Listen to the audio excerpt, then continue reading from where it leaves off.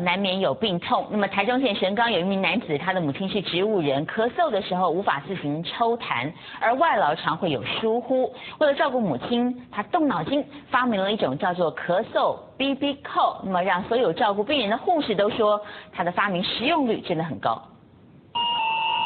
安静的病房里怎么不断传出音乐声响？原来这是陈先生发明的咳嗽 BB 扣。只要卧病在床的病患咳嗽发出震动，这个 BB 扣就会发出声响，自动通知护士要抽痰。L 都放在他的那个脖子上，他如果说一咳的话，他马上会通知。咱出来扫一下好不好？较大力的好不好？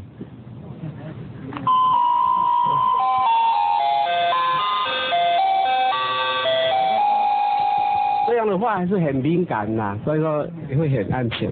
陈先生说，母亲因为植物人长期卧病，虽然请了外劳照顾，但母亲咳嗽时却常常疏忽，发生噎痰的频率实在太高。想起了 BB 扣及时呼叫的原理，自己动脑又动手，这种咳嗽 BB 扣也让护士能够及时照顾到病患的需要。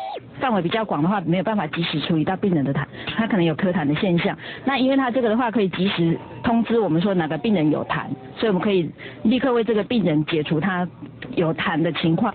发明者陈先生50多岁，本身从事皮革制品，不过全身上下都是创作细胞，像这台小型黄包车也是他另一个巧思创意。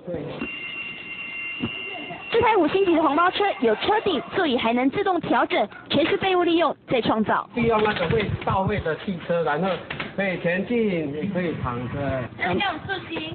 有啦，不要。可以了。有啦。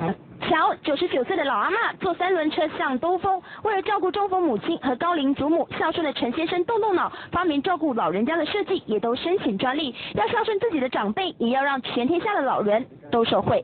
东森新闻陈嘉玲、陈振栋台中报道。